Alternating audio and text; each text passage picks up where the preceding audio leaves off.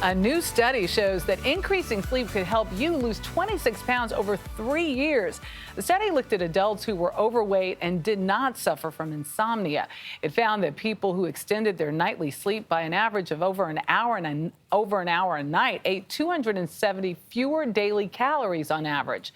Sound simple? Not for more than 1/3 of Americans who don't even get the CDC's minimum recommended 7 hours of sleep a night.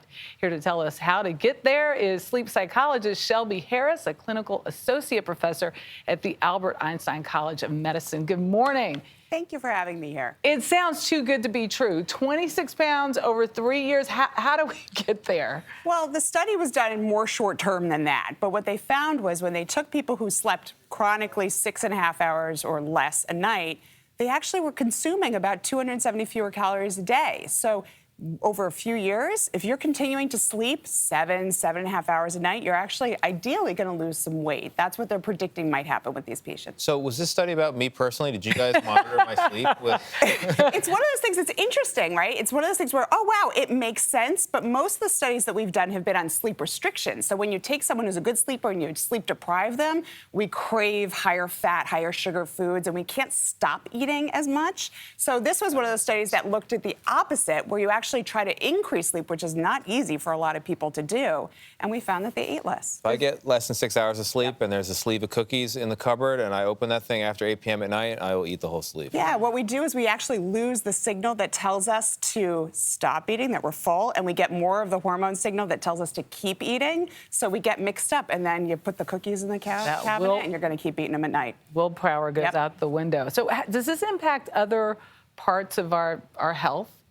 Well, yeah, I mean, you think about it. If you're going to be losing weight, it probably could help cardiovascular health. Also, it's going to help the more sleep that you're getting at night. It's going to help with stress. It's going to help with depression, anxiety. It can really impact so many more areas. We're just seeing initially that you'll eat a little less, and think about how much more that's going to do. So a huge number of Americans don't get that minimum 7 hours per night. What recommendations could people put into place today to just help them get that 7? Yeah, that's great. I mean, I think the basic sleep hygiene stuff that we're talking about all the time, but in this study, there was just one sleep hygiene session, and people really took it to heart. So limiting caffeine within 8 hours of bed or so, limiting alcohol within 3 hours of bed, making sure that you're consistent with your bed and wake times. And for a lot of people who don't do that so well, there's alarms and sunrise alarms and sunsets that make the light go up and down to signal to you, and also making sure that you get in bed when you're actually sleepy, That's not just an kind of interesting laying one. there. I think a lot of people think if you get into bed earlier, you'll calm down, get tired, go to bed. But you're saying you won't fall asleep necessarily. Yeah, you want to really